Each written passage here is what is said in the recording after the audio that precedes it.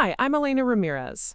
I thought family meant unconditional support, understanding, and love. Instead, at what should have been the happiest moment of my engagement announcement, my sister Victoria handed me a cruel ultimatum and a public humiliation that shattered everything I believed about sisterhood. No congratulations, no joy, just venomous judgment about my fiancé's pathetic financial situation, and a demand that I come to my senses before embarrassing the family further. I had spent years building bridges between my traditional family and my independent choices, covering for Victoria's mistakes, supporting her through her own relationship disasters, and somehow I was still the disappointment for choosing love over a bank account. But the worst part wasn't her attacking my relationship. It was realizing she'd been sabotaging my happiness for months, and I never even saw it coming.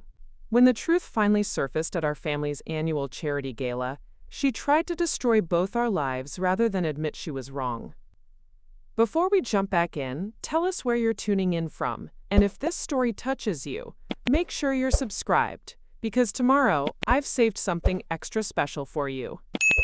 Because sometimes the people who are supposed to lift you up are the ones trying to tear you down, and the only way to fly is to stop letting them clip your wings.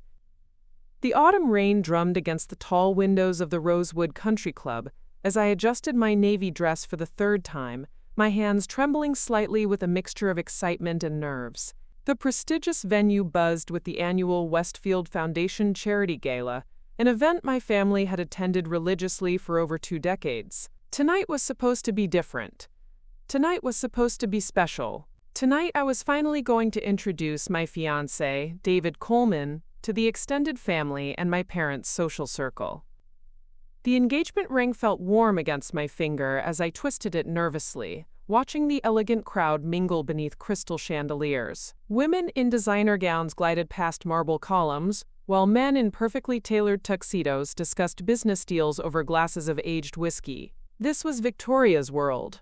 My older sister had always thrived in these gilded spaces where appearances mattered more than authenticity, where your worth was measured by your portfolio rather than your character. I spotted her across the room, stunning as always in an emerald silk gown that probably cost more than most people's monthly rent. Victoria Ashworth. She'd kept our maiden name professionally even after her divorce, commanded attention effortlessly. At 32, she was everything our parents had dreamed their daughters would become: a successful corporate lawyer, impeccably groomed, financially independent, and socially connected. Everything I apparently wasn't, according to the subtle comments that had been floating my way for months. My phone buzzed with a text from David: "Running a few minutes late, sweetheart. Traffic is brutal downtown. Can't wait to meet everyone officially. Love you." I smiled, feeling that familiar warmth spread through my chest whenever I thought about him. David Coleman might not fit the mold of what my family expected, but he was everything I'd ever wanted in a partner. Kind, intelligent, passionate about justice, and completely unimpressed by the superficial status games that seemed to consume everyone around me. He worked long hours, lived modestly in a small apartment downtown, and drove a 10-year-old Honda that Victoria had once described as, quote, tragically embarrassing. Elena. My mother's voice cut through the ambient chatter as she approached with her usual, perfectly controlled smile. Linda Ashworth looked elegant in her burgundy gown, every silver hair in place, every gesture calculated for maximum social impact. "Darling, you look lovely.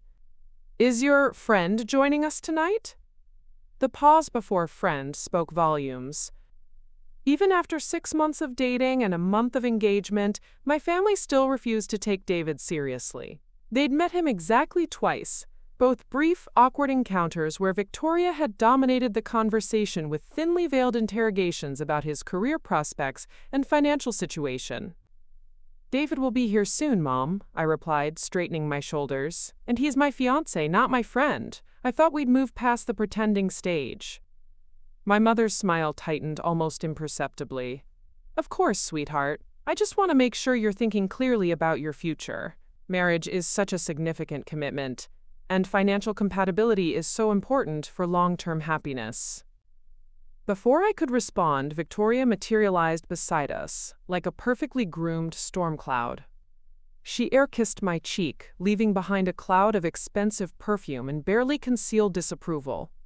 "Elena, you clean up nicely," she said with that particular tone that managed to sound like a compliment while feeling like a backhanded slap. "Though I have to say, I'm surprised you're still planning to bring your struggling artist boyfriend to an event like this. These people are going to eat him alive." "He's not a struggling artist, Victoria. I've told you this multiple times. David works in the legal field." Victoria laughed, a sound like breaking crystal. "Oh, right. He's some kind of court clerk or paralegal, isn't he?" "Elena, honey, there's a difference between working, quote, in the legal field and actually being successful in it. I should know. I've built my entire career in law." The familiar knot formed in my stomach, the same one that appeared whenever Victoria decided to share her opinions about my life choices. It wasn't that she was openly cruel. Victoria was far too sophisticated for that. Instead, she wielded disappointment and concern like surgical instruments, cutting away at my confidence with precision strikes disguised as sisterly advice. "I just worry about you," she continued, placing a manicured hand on my arm. "You're so trusting, so willing to see the best in people. But relationships aren't fairy tales, Elena. They require practical considerations. Security, stability, a man who can actually provide for a family." "David provides plenty," I said quietly, hating how defensive I sounded. "He's caring, intelligent, hardworking." "Hardworking at what exactly?" Victoria's eyebrows arched skeptically. "Because from what I've observed, he works some mysterious government job that keeps him busy but apparently doesn't pay enough for him to afford decent clothes or a reliable car. I mean, when he took you to dinner last month, didn't you end up paying because his card was declined?" The memory stung because it was partially true, though Victoria had twisted the context beyond recognition. David's card had been declined due to a banking error, something that had been resolved the next day. But he'd been mortified, and I'd insisted on covering dinner to spare his feelings. Somehow, Victoria had turned a simple act of partnership into evidence of his financial inadequacy. "That was a misunderstanding with his bank," I protested weakly. "Was it?" Victoria's voice carried that particular note of fake concern that I'd grown to despise. "Because it seems like there are a lot of misunderstandings when it comes to your boyfriend's finances. Elena, I love you, but I won't stand by and watch you sabotage your future for some romantic fantasy." The words hit like a physical blow, not because they were true, but because they echoed the doubts that sometimes crept into my mind during my weakest moments. Victoria had always possessed an uncanny ability to find the exact spot where my insecurities lived and press until they bled. Around us, the gala continued in its practiced elegance, but I felt suddenly exposed, as if everyone could see the cracks Victoria was deliberately widening in my armor. The rain against the windows seemed louder now, matching the storm building in my chest. "I think you should consider postponing any serious commitments," Victoria continued, her voice growing gentler in that way that made her cruelty feel like kindness. "At least until you're sure you're not just settling for the first man who showed you attention." That final barb found its mark with devastating accuracy. Settling. As if my choice to love David was born from desperation rather than genuine connection. As if I was too pathetic to attract someone worthy of the Ashworth family standards. I opened my mouth to respond, to defend the man I loved and the choices I'd made, when my phone buzzed again. Another text from David. "Just pulled up. About to make a great first impression, I promise. See you in 5 minutes." My heart hammered as I looked toward the entrance, knowing that in just a few minutes, the man I loved would walk into this glittering lion's den, completely unaware of the ambush Victoria had been preparing for months. What none of us knew was that tonight wouldn't just be about introduction and judgment. Tonight, everything we thought we knew about David Coleman, and about the assumptions we make about people, was about to shatter like champagne flutes hitting marble floors. The real story was about to begin. Preparing and narrating this story took us a lot of time, so if you are enjoying it, subscribe to our channel. It means a lot to us. Now back to the story. The ballroom doors opened with a soft whisper, and I felt my breath catch in my throat as David stepped inside. He looked handsome in his simple black suit, not designer, but well-fitted and appropriate. His dark hair was slightly damp from the rain, and he carried himself with that quiet confidence I'd fallen in love with. He scanned the room briefly before his eyes found mine, and that familiar warm smile spread across his face. My heart should have soared. Instead, it plummeted as I felt Victoria tense beside me like a predator spotting wounded prey. "Oh my God," Victoria whispered, but not quietly enough. "Elena, please tell me he didn't rent that suit from Men's Warehouse." Several nearby guests turned at her comment, their curious gazes following Victoria's pointed stare toward David. I felt heat rush to my cheeks as I watched my fiancé navigate through the elegant crowd, completely unaware that he was walking into an execution. David approached our small group with genuine warmth, extending his hand toward my mother. "Mrs. Ashworth, it's wonderful to see you again. Thank you so much for including me tonight." My mother accepted his handshake with the kind of polite smile she reserved for service workers. "Of course, David. How nice that you could make it." Victoria didn't even wait for an introduction. She stepped forward, her emerald gown rustling like a snake's warning, and looked David up and down with undisguised assessment. "So this is the famous David," she said, her voice carrying that particular pitch that made nearby conversations pause. "Elena's told us so much about you, though I have to say she's been quite mysterious about what exactly you do for work." David's smile never wavered, though I caught the slight tightening around his eyes. "I work for the federal government. It's not particularly exciting dinner conversation, I'm afraid." "Federal government," Victoria repeated, as if tasting something unpleasant. "How wonderfully vague. Let me guess. Some kind of administrative position? Filing paperwork? Maybe processing applications?" The condescension in her voice was unmistakable now. I felt the familiar burn of humiliation creeping up my neck as more people began to notice our conversation. Mr. Pemberton from my father's law firm had edged closer, along with several of Victoria's colleagues from her law practice. "Victoria, please," I whispered, but she was just getting started. "I'm just curious," she continued, her voice growing louder with each word, "because Elena here seems to think she's found her Prince Charming, but from where I'm standing, it looks more like she's about to throw away her future for someone who can't even afford to take her to a decent restaurant." The words hung in the air like a toxic cloud. I watched David's face carefully, seeing the moment when polite confusion shifted to understanding, then to something harder. Around us, the elegant crowd had gone quiet, sensing drama in the way wealthy people always did, with the hunger of those who lived for other people's humiliation. "I'm sorry," David said quietly, his voice steady but cold. "I think there's been some misunderstanding." "Oh, there's no misunderstanding," Victoria laughed, and the sound echoed off the marble walls. "Look, David, I'm sure you're a nice enough guy, but my sister deserves better than someone who works some dead-end government job and drives a car that should have been scrapped 5 years ago. She deserves security, success, a future with someone who can actually provide for her." I felt tears prick at my eyes, not from Victoria's words about David, but from the realization that this was planned. This wasn't spontaneous cruelty. This was a calculated public execution designed to humiliate both of us into submission. "Victoria, stop," I said, my voice cracking. "You don't know what you're talking about." "Don't I?"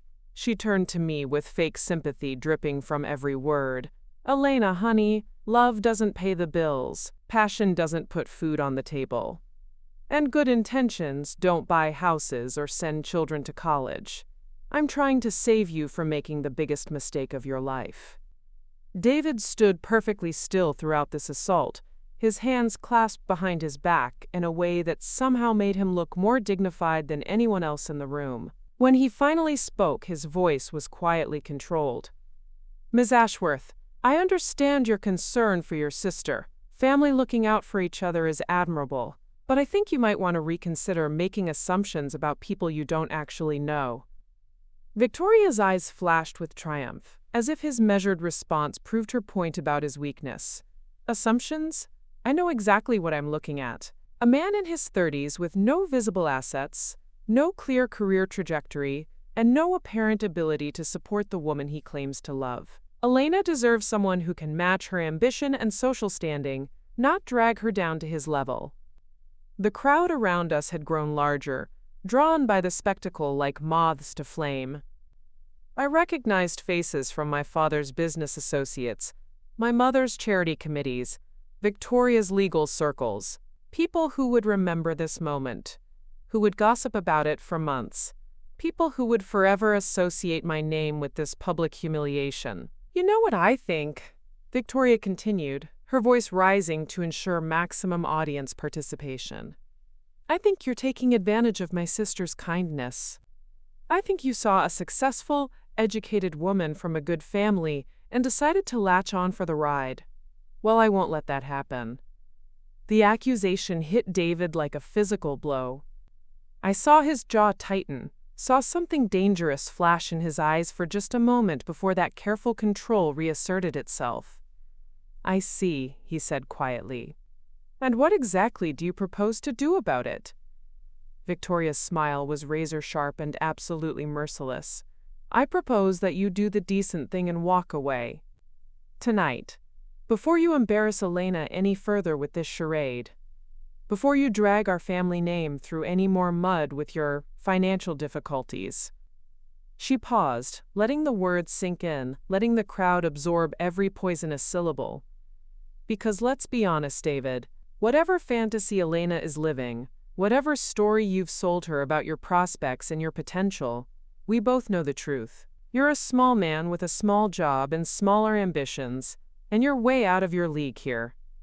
The silence that followed was deafening. I felt like I was drowning in shame. Not for David, but for my family. For the woman who shared my blood and somehow felt entitled to destroy my happiness in front of an audience.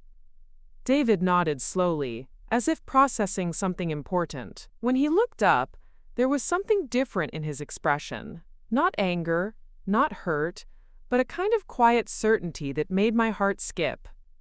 "You're absolutely right about one thing, Victoria," he said, his voice carrying clearly through the hushed ballroom. "There has been a misunderstanding here tonight, a very significant one." He turned to me, and in his eyes I saw an apology that confused me, as if he was sorry for something I didn't yet understand. "Elena, I think it's time your family learned exactly who they've been insulting." The way he said it made something shift in the air around us. Victoria's triumphant smile faltered slightly, and for the first time all evening she looked uncertain. What none of us realized was that the real humiliation hadn't even begun yet. The tension in the ballroom was suffocating as David's words hung in the air. I stood frozen between my fiancé and my sister, feeling like I was watching a car accident in slow motion. But as the immediate shock of Victoria's public assault began to fade, memories started flooding back. Moments I'd dismissed, conversations I'd ignored, patterns I'd been too naive or too hopeful to see clearly. It hadn't started tonight. Victoria's campaign against David had been building for months, each attack more calculated than the last. I remembered the first time I'd mentioned him to my family 6 months ago. I'd been glowing with new love, practically floating as I told them about this incredible man I'd met at a coffee shop near the courthouse, where I worked as a victim's advocate. Victoria had listened with what I thought was sisterly interest, asking careful questions about his background, his work, his living situation. "He sounds interesting," she'd said with that practiced smile. "Though you know how men can be about exaggerating their circumstances when they're trying to impress someone new." I'd brushed it off as Victoria being Victoria, always cautious, always protective. But looking back now, I could see how she'd planted that first seed of doubt with surgical precision. The second meeting had been worse. I'd invited David to my birthday dinner at Chez Laurent, one of the city's most expensive restaurants. Victoria had insisted on choosing the venue, claiming she wanted to celebrate properly. What I hadn't realized was that she'd deliberately selected a place where David would feel out of his element, where his modest government salary would be most apparent. When David had quietly asked me to split the check, not because he couldn't afford it, but because the prices were genuinely shocking, Victoria had pounced. "Oh, how sweet," she'd said with false warmth. "He's so considerate, letting you pay for your own birthday dinner. That's very modern." The comment had stung David. I could see it in the way his shoulders tensed, but he'd said nothing. Later, in the car, he'd apologized profusely, explaining that he'd had unexpected expenses that month and promising to make it up to me. I'd assured him it didn't matter, that I didn't care about money. But Victoria's poison had already started working. From that night forward, every interaction had been another test designed to highlight David's perceived inadequacies. Victoria would mention vacations to Europe that cost more than David's annual salary, discussing them with casual indifference right in front of him. She'd ask pointed questions about his, career plans and advancement opportunities in that tone that made it clear she found his answers lacking. When David's 10-year-old Honda had broken down 2 months ago, leaving him taking public transportation for a week, Victoria had swooped in with fake concern. "Elena, honey, I hate to say this, but a man who can't maintain reliable transportation, it just raises questions about other areas of responsibility. What happens when you need him in an emergency? What happens when you have children and need dependable family transportation?" I'd defended him, of course, explaining that his car had simply had mechanical issues that anyone could face. But Victoria's words had lodged themselves in my mind like splinters, surfacing during quiet moments when my own insecurities were loudest. The clothing comments had been particularly cruel. David dressed professionally but simply clean, well-fitted clothes from department stores rather than designer boutiques. Victoria never criticized him directly. Instead, she'd make observations. "It's so refreshing to meet someone who's not concerned with superficial things like fashion," she'd said after David left one family dinner. Though I do worry that in professional settings, appearance can be so important for advancement. I hope his casual approach to style isn't holding him back in his career. Each comment was crafted to sound like concern while delivering maximum damage. Victoria had a law degree and 20 years of experience manipulating language. She knew exactly how to wound without leaving obvious fingerprints. The most devastating attack had come just 3 weeks ago, when David and I had announced our engagement. Instead of congratulations, Victoria had pulled me aside for a sister-to-sister conversation. "Elena, I love you too much to stay quiet about this," she'd said, taking my hands with manufactured earnestness. "I've been watching, and I'm worried you're making a mistake that could ruin your entire future." She'd laid out her case like a prosecutor presenting evidence. David's modest apartment, a 30-year-old man should own property by now, his unclear career trajectory. Government work is so unstable and clearly not well compensated. His lack of expensive gifts or grand gestures.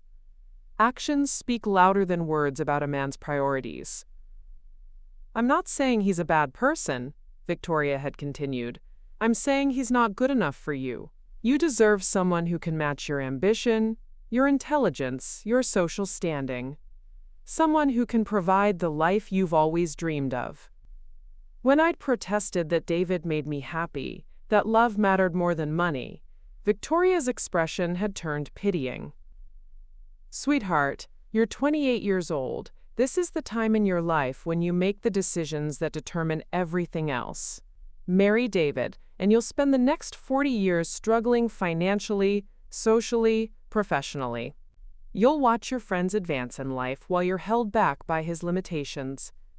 She'd paused, letting that sink in before delivering the killing blow.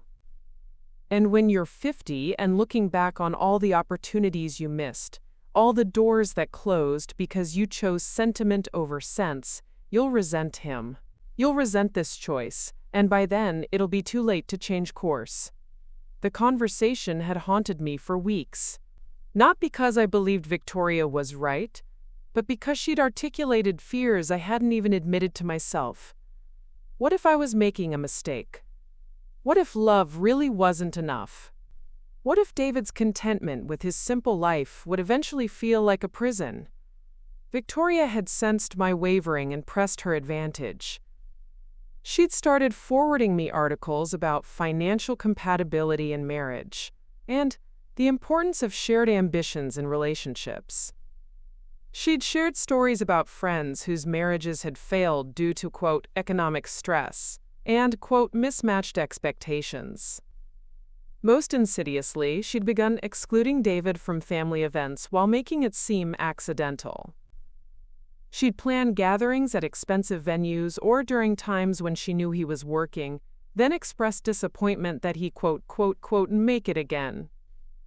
"I hope he's not avoiding us," she'd say with fake concern. "I'd hate for him to feel uncomfortable around the family. Though I suppose our lifestyle might be intimidating for someone from his background." Standing in the ballroom now, watching Victoria's triumphant expression as she waited for David to skulk away in defeat, I finally saw the complete picture. This hadn't been sisterly concern. It had been a systematic campaign to destroy my relationship and my confidence. Victoria hadn't been protecting me from making a mistake. She'd been protecting herself from being proven wrong about what mattered in life. But there was something else, something darker that I was only beginning to understand. Victoria's attacks weren't just about David, they were about me.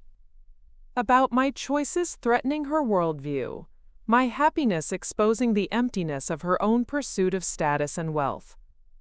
Victoria had built her entire identity around being the successful sister, the one who'd made all the right choices, who'd married well before divorcing spectacularly, who'd climbed the professional ladder with ruthless efficiency. My contentment with a simpler life, my choice of love over luxury, challenged everything she'd sacrificed to achieve. If I could be happy with David, if love and partnership and simple contentment were enough, then what did that say about Victoria's relentless pursuit of more? What did it say about the relationships she'd discarded, the compromises she'd made, the person she'd become in service of appearances? I looked at my sister now, seeing clearly for the first time not a successful woman offering wisdom, but a frightened one desperately trying to validate her own choices by destroying mine. David stood quietly beside me, still waiting, still watching Victoria with that strange new expression. Around us, the crowd held its collective breath, sensing that something significant was about to unfold. "Elena," Victoria said, her voice softer now but no less cutting, "you have to see reason. This man is nothing. He has nothing. He can give you nothing but a lifetime of limitations and regrets." But as the words left her mouth, I realized something that changed everything. Victoria was wrong. Not just about David, but about everything that mattered. The question was whether David was about to prove just how wrong she really was. The moment of clarity hit me like lightning splitting through storm clouds. Standing there in the Rosewood Country Club's ballroom, surrounded by the murmur of shocked whispers and the weight of dozens of judgmental stares, something fundamental shifted inside me.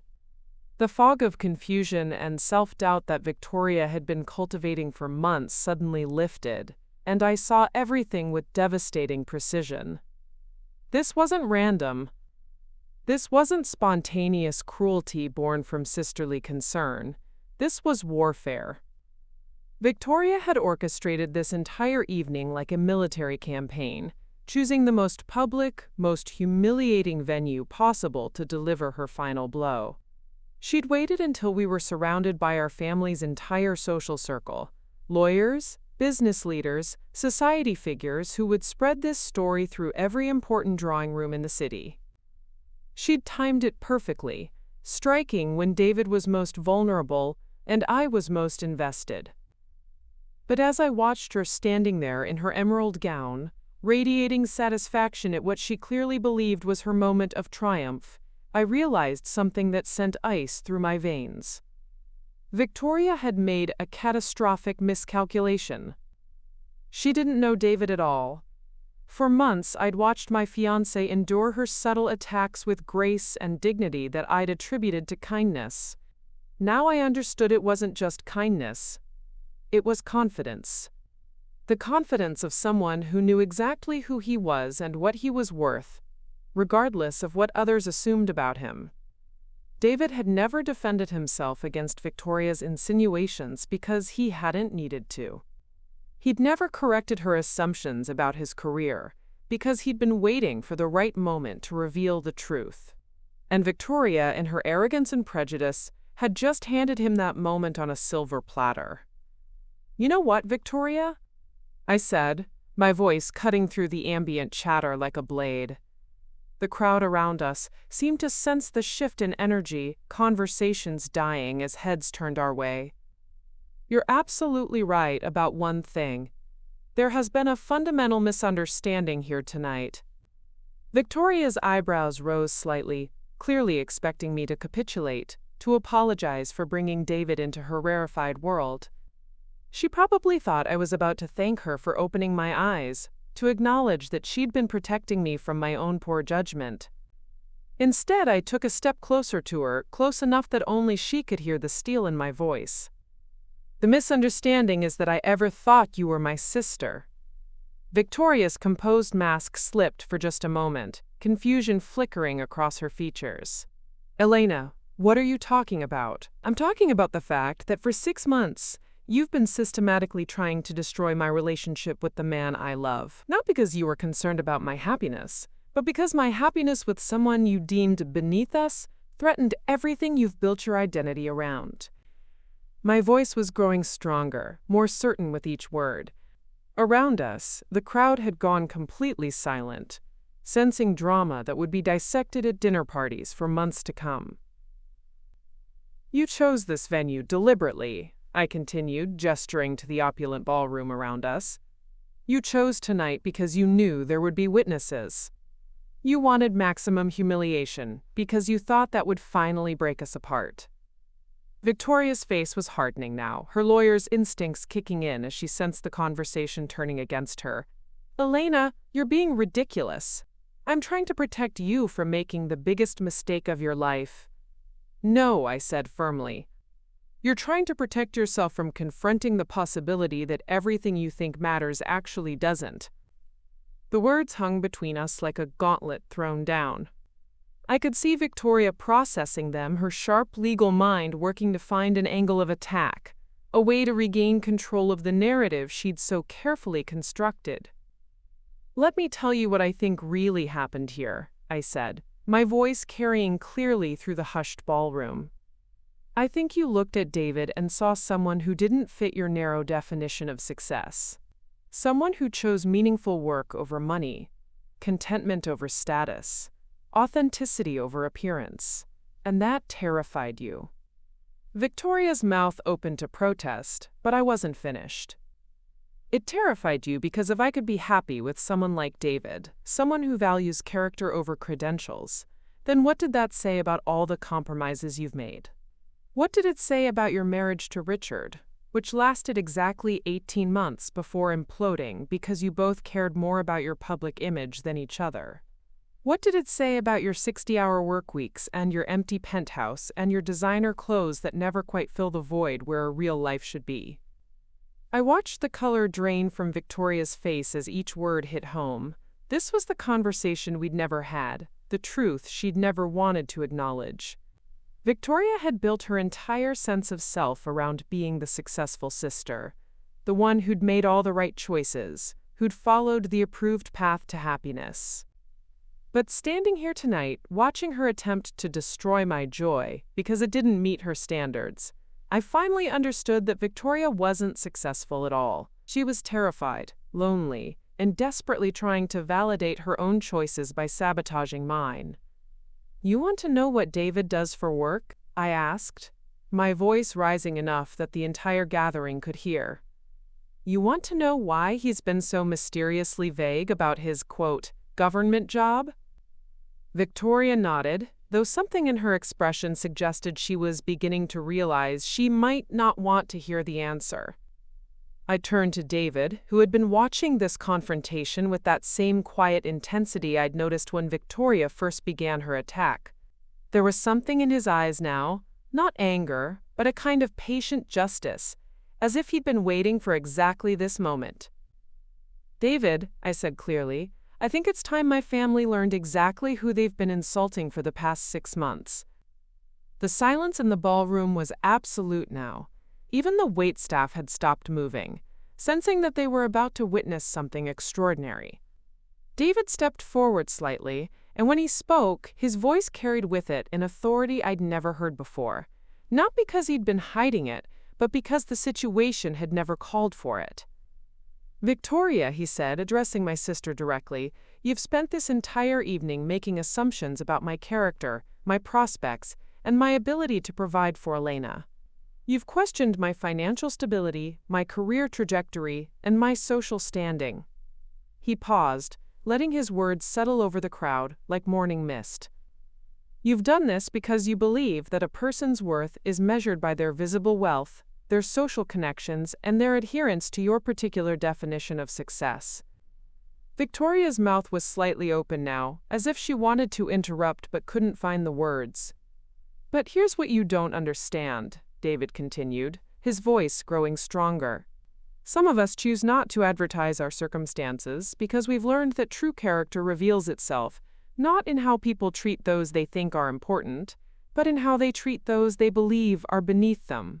The implication hit the gathered crowd like a thunderclap. I watched faces change as people began to understand that they were witnessing not just a family drama, but a revelation that would reshape how they saw everything they thought they knew. Victoria's face had gone completely white now. She was a smart woman, brilliant even, and she could read the room as well as anyone. The tide was turning, and she could feel herself being swept away by currents she'd never seen coming. "David," she said, her voice barely above a whisper, "what exactly are you saying?" David smiled then, and it was the first genuine smile I'd seen from him all evening. Not cruel, not triumphant, just quietly satisfied that the truth was finally about to emerge. "I'm saying, Victoria, that in about 30 seconds, you're going to understand just how badly you've misjudged the situation." David reached into his jacket pocket with deliberate calm, the kind of measured movement that made the entire ballroom hold its breath. The silence was so complete I could hear the rain still pattering against the tall windows, the distant clink of glasses from the bar area where even the bartenders had stopped working to watch.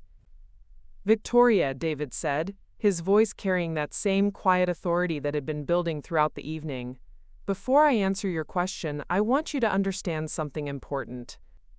He withdrew what looked like a simple business card, holding it between 2 fingers like a poker player about to reveal a royal flush. "For the past 6 months, you've subjected Elena to a campaign of psychological manipulation designed to undermine her confidence in our relationship. You've questioned my character, my integrity, my ability to provide for the woman I love. You've done this publicly, privately, and persistently." Victoria's face was pale now, but her jaw was set in that stubborn line I knew meant she was preparing to fight back. "David, I don't know what Elena has told you, but—" "Elena didn't tell me anything," David interrupted smoothly. "She didn't need to. You see, Victoria, there are certain advantages to keeping quiet about one's professional circumstances. People reveal their true nature when they think they're speaking to someone they consider inferior." He took a step closer to Victoria, and I noticed something I'd never seen before. David wasn't just confident, he was commanding. There was an air of quiet power about him that seemed to fill the space around us. "You've spent months testing Elena's loyalty to me by attacking my worth as a partner. You've made assumptions about my financial stability, my career prospects, my social standing. You've done this because you believe that love should be conditional on external measures of success." The crowd around us was mesmerized now. I recognized faces from my father's law firm, Victoria's colleagues, society figures who normally commanded any room they entered. All of them were hanging on David's every word like schoolchildren waiting for the principal's verdict. What you didn't consider, David continued, is that some of us have learned to value substance over appearance, character over credentials, authenticity over ambition. Victoria's voice came out as a croak. What are you saying? David smiled then, and it was like watching the sun break through storm clouds. I'm saying, Victoria, that while you've been questioning whether I'm good enough for your sister, I've been questioning whether your family is good enough for me. The gasp that went up from the crowd was audible. Several people stepped closer, sensing that whatever was about to happen would be talked about for years. David held up the business card he'd been holding. Elena, would you do me the honor of reading this aloud for your sister? My hands were trembling as I took the card. I'd seen David's business cards before, of course, but always in casual circumstances where I'd never paid close attention to the formal details. Now, under the crystal chandeliers of the Rosewood Country Club, with dozens of the city's most influential people watching, I read the elegant script printed on heavy cream cardstock. The Honorable David Coleman, I began, my voice barely above a whisper as the words registered. United States Federal Judge, Northern District Court. The silence that followed was deafening. I looked up from the card to see Victoria's face cycling through expressions. Confusion, disbelief, and finally dawning horror as the implications crashed over her like a tsunami. Federal Judge, she repeated weakly, as if saying the words might make them less real. That's correct, David said, his voice gentle now, but still carrying that unmistakable authority. Appointed 3 years ago at age 31, making me one of the youngest federal judges in the country. I presided over the Morrison corporate fraud case last year. Perhaps you read about it in the legal journals? Victoria's mouth opened and closed soundlessly. The Morrison case had been front-page news for months, involving billions in corporate fraud and resulting in precedent-setting sentences. It had been praised as a masterpiece of judicial reasoning and legal scholarship. I've been deliberately vague about my work, David continued, not because I'm ashamed of it, but because the nature of my position requires discretion. Federal judges don't advertise their status at dinner parties or charity galas. We let our work speak for itself. I watched Victoria's face as she processed this information. Her sharp legal mind was working frantically now, recalculating every assumption she'd made, every insult she'd delivered, every condescending comment about David's prospects and potential. The car you mocked, David said conversationally, is a personal choice. I prefer to live modestly and donate most of my salary to legal aid organizations that help people who can't afford representation. The mysterious government job you questioned provides a salary of approximately $220,000 annually, with lifetime tenure and federal benefits. Someone in the crowd, I think it was Mr. Pemberton from my father's firm, let out a low whistle of recognition. The declined credit card incident you used as evidence of my financial instability, David continued with that same calm precision, occurred because I'd just made a $50,000 donation to the Westfield Legal Aid Society, the same organization this gala is fundraising for tonight. Victoria looked like she was going to be sick. Around us, the gathered crowd was buzzing with whispered conversations as people began to grasp the magnitude of what they'd just witnessed. You questioned my ability to provide for Elena, David said, turning to address the broader audience now. What you didn't know is that I own a townhouse in Georgetown, a cabin in the Blue Ridge Mountains, and have investments that would allow us to live comfortably for the rest of our lives. He paused, letting this information settle over the crowd like snow. But more importantly, you questioned my character based on your assumption that I was somehow beneath your family's social standing. What you failed to understand is that federal judges don't seek social standing. We're appointed to it by the President of the United States and confirmed by the Senate. Victoria finally found her voice, though it came out as barely more than a whisper. Why didn't you tell us? David's expression softened slightly, and for a moment I glimpsed the man I'd fallen in love with. Kind, patient, understanding, even in the face of cruel treatment. Because, Victoria, I wanted to see who you really were. I wanted to know how Elena's family would treat someone they believed was unworthy of their approval. I wanted to understand what kind of people I was potentially joining my life to. The implications of his words hung in the air like incense. This hadn't just been about David enduring Victoria's attacks. It had been a test, a deliberate, months-long evaluation of our family's character. Federal judges, David continued, deal with questions of character and integrity every day. We learn to read people, to see past facades and appearances to the truth underneath. We have to, because the decisions we make affect people's lives in fundamental ways. Victoria was gripping the back of a nearby chair now, her knuckles white against the gilded wood. So when I met Elena and saw the kind, compassionate, authentic person she was, I knew I'd found someone special. But when I met her family, David's voice trailed off meaningfully. When you met us, Victoria's voice was hoarse. When I met you, Victoria, I saw someone who measured worth by wealth, who confused status with character, who was willing to destroy her own sister's happiness to protect her narrow worldview about what matters in life. The words hit Victoria like physical blows. I watched my sister, brilliant, accomplished, confident Victoria, crumble before my eyes as she realized she'd just spent 6 months publicly humiliating herself in front of a federal judge. But David wasn't finished. The question now, he said, his voice carrying to every corner of the ballroom, is what you're going to do with this information. The aftermath of David's revelation hit the ballroom like a shockwave. I watched in fascination as the social dynamics around us shifted with the speed and violence of tectonic plates realigning. People who had been edging closer to witness Victoria's triumph were now stepping back from her, as if she carried some contagious disease. Victoria herself stood frozen in place, her emerald gown suddenly seeming garish under the crystal chandeliers. Her face had gone through several color changes, from pale shock to flushed embarrassment to an ashen gray that made her look genuinely ill. Her hands trembled as she gripped the back of the chair, and for the first time in my life I saw my supremely confident sister completely and utterly undone. "Federal judge," she whispered again, as if repetition might somehow change the reality she was facing.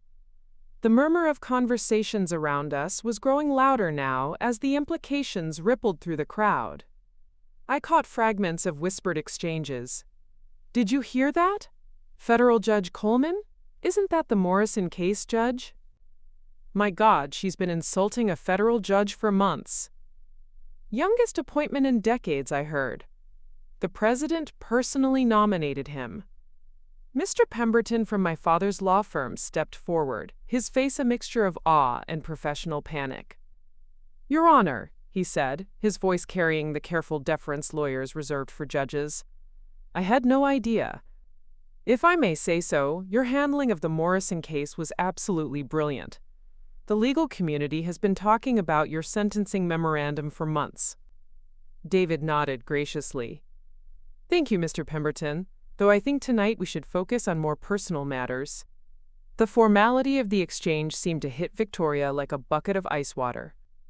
She was finally understanding not just who David was, but what her behavior meant in context. She hadn't just insulted her sister's boyfriend. She'd spent months publicly demeaning a sitting federal judge, questioning his character and integrity in front of the very legal and social community where both their reputations mattered most. My mother appeared at Victoria's side, her own face pale with horror as she grasped the magnitude of the situation. "Victoria," she whispered urgently, "what have you done?" It was Mrs. Harrison, the wife of the city's most prominent appellate attorney, who delivered the first real consequence. She approached Victoria with the kind of cold smile that society women used when delivering social death sentences. "Victoria, dear," she said, her voice dripping with false sweetness, "I was just thinking about your application to join the Westfield Legal Society's board of directors. You know, the one we've been considering for the past several months? Victoria's eyes went wide. The Westfield Legal Society was the most prestigious legal organization in the state. Board membership was considered essential for any attorney with serious career ambitions. "I'm afraid," Mrs. Harrison continued, "that after tonight's display, the other board members might have some concerns about your judgment and professional demeanor. We'll need to table your application indefinitely while we reassess." The words hit Victoria like a physical blow. I watched her stagger slightly, the full weight of her situation beginning to crash down on her. This wasn't just personal embarrassment. This was professional suicide. Thomas Blackwell, managing partner of the city's largest law firm, stepped forward next. His expression was one of professional distaste, the look of a man who had just witnessed something deeply unseemly. "Ms. Ashworth," he said formally, "I believe you've done some contract work for our firm in the past?" Victoria nodded weakly, probably sensing what was coming but powerless to stop it. "I'm afraid we'll need to reassess that relationship. Our firm prides itself on maintaining the highest standards of professional conduct and social grace. Tonight's behavior." He left the sentence hanging, but the implication was clear. The dominoes were falling faster now. I watched as Victoria's carefully constructed professional and social world began collapsing around her in real time. These weren't just random guests at a charity gala. These were the pillars of the legal and social establishment she'd spent her entire career trying to impress. Dr. Martindale, who chaired the State Bar Association's Ethics Committee, approached with a grave expression. "Ms. Ashworth, I hope you understand that conduct unbecoming a member of the bar is something we take very seriously. While tonight's behavior wasn't technically a violation of legal ethics, it does raise questions about judgment and character that might be relevant to future considerations." Victoria's mouth moved soundlessly. She was watching her entire career crumble before her eyes, all because she'd chosen to publicly humiliate someone she'd assumed was beneath her notice. Judge Patricia Wellspring, a state court judge who commanded enormous respect in the legal community, delivered perhaps the most devastating blow of all. She approached David with obvious respect and warmth. "Judge Coleman, I had no idea you were here tonight. It's such an honor to finally meet you in person. I've been following your work closely. Your reasoning in the Morrison case was truly groundbreaking." David smiled graciously. "Thank you, Judge Wellspring. The honor is mine." Judge Wellspring then turned to Victoria with an expression of cold disapproval. "Ms. Ashworth, I have to say, as someone who has spent 30 years in the legal profession, I've never witnessed such a public display of poor judgment and professional misconduct. To attack a sitting federal judge's character and integrity—" She shook her head sadly. "It's simply beyond comprehension." The crowd around us had grown even larger now, drawn by the spectacle and the growing realization that they were witnessing something unprecedented. Social media was undoubtedly already buzzing with accounts of the evening's events. By morning, Victoria's humiliation would be known throughout the entire legal community. Elena Morrison, no relation to the case, but a prominent socialite, delivered another crushing blow. "Victoria, I'm so sorry, but I'm going to have to withdraw your invitation to my daughter's wedding next month, given tonight's circumstances. I'm sure you understand that it wouldn't be appropriate. Wedding invitations would be rescinded, social events would be closed to her, professional opportunities would evaporate." Victoria was witnessing the complete destruction of the life she'd spent decades building, all in the space of 15 minutes. But perhaps the most devastating consequence of all was the simplest one. David turned to me, his expression gentle but resolute. "Elena," he said quietly, "I think we need to talk." The words sent a chill through me. Not because I thought David was angry with me, but because I realized that Victoria's behavior hadn't just embarrassed her, it had potentially damaged my relationship with the man I loved. "David," I started, but he held up a gentle hand. "Not here," he said softly, "but we do need to discuss what this means for us. For our future." for the kind of family environment we want to build together. The implication was clear. Victoria's actions had forced David to question not just her character, but the entire family dynamic he'd be joining if we married. He was wondering whether the poison that had driven Victoria's behavior might infect our marriage, our future children, our life together. Victoria seemed to understand this too. She looked from David to me with growing panic, finally grasping that she hadn't just destroyed her own career and social standing, she'd potentially destroyed my happiness as well. "Elena," she whispered, reaching toward me with shaking hands, "I never meant. I was only trying to protect you." But the words rang hollow now. Everyone in the ballroom could see them for what they were. Desperate lies from someone who had finally been exposed for who she really was. David looked around the gathered crowd, his expression thoughtful and judicial. When he spoke, his voice carried the authority of someone accustomed to delivering verdicts that changed people's lives forever. "Ladies and gentlemen," he said, "I think it's time for this evening to end." It wasn't a suggestion, it was a judgment. The following morning brought with it the kind of crisp, autumn clarity that made everything seem sharper, more defined. I sat in my apartment's kitchen, nursing my second cup of coffee and scrolling through my phone with growing disbelief. The events of the previous evening had spread through social media like wildfire, and Victoria was apparently not going down without a fight. It started with a LinkedIn post that appeared at 6:47 a.m., clearly crafted in the desperate hours before dawn, when panic and wine make for dangerous companions. Professional reflection. Last evening, I had an unfortunate misunderstanding with a colleague at a charity event. In my enthusiasm to protect family, I may have spoken more directly than appropriate. I believe in accountability and growth, and I'm committed to learning from this experience. Sometimes our protective instincts can cloud our judgment. #professional growth, #family first, #learning. I stared at the screen in amazement. Victoria had managed to reframe 6 months of systematic psychological manipulation as a misunderstanding and protective instincts. She'd positioned herself as the victim of her own good intentions, turning David into a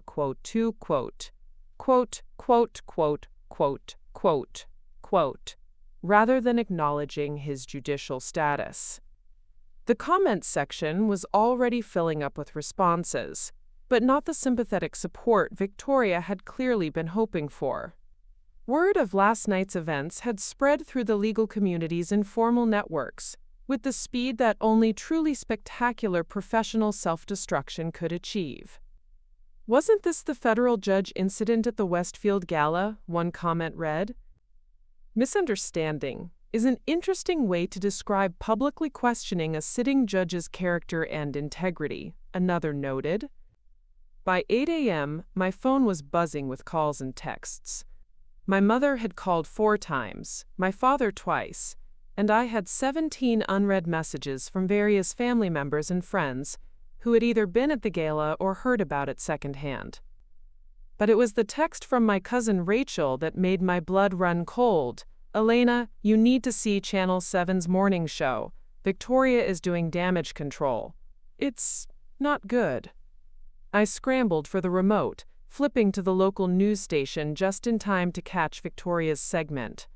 She sat across from morning show host Jennifer Walsh in a conservative navy blazer, her hair perfectly styled, her expression one of wounded dignity mixed with reluctant candor. "I think what happened last night," Victoria was saying, "speaks to a larger issue about family dynamics and how we protect the people we love. Sometimes, when we see someone we care about making choices that concern us, we speak from the heart rather than the head."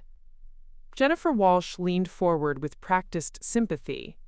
"You're talking about your sister's relationship?" Victoria's smile was perfect, sad but brave, the expression of someone bearing up under unfair criticism. "My sister Elena is one of the most trusting, generous people I know.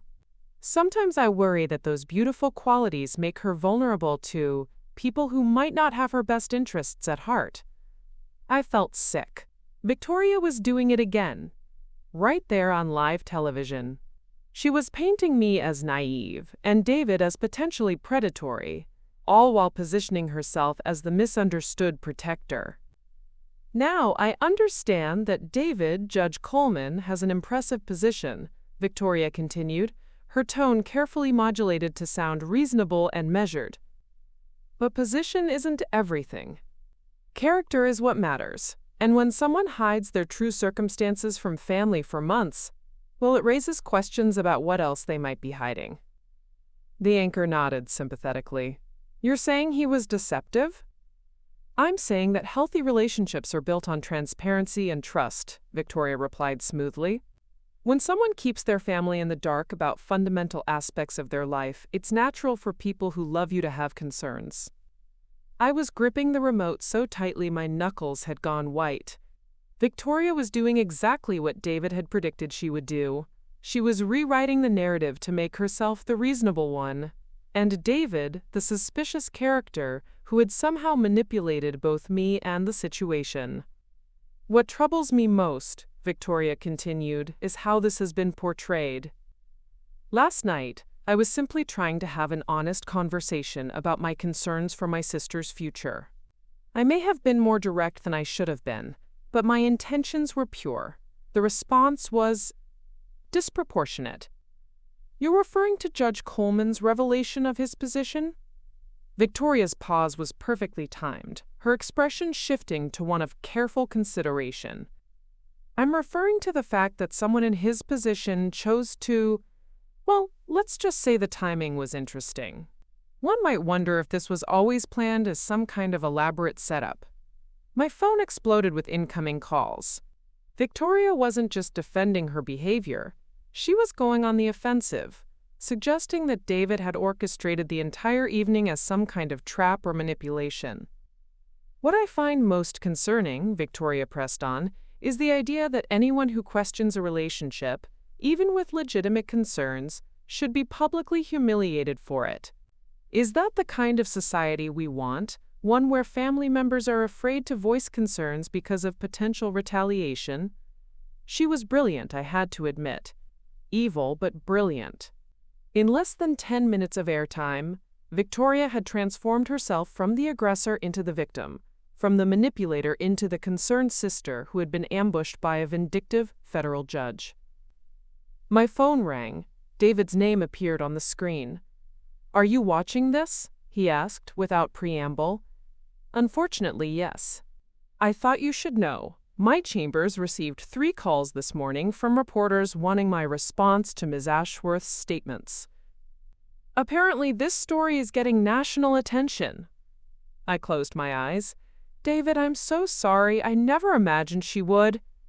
Elena, stop. This isn't your fault. But we need to talk about next steps. Next steps?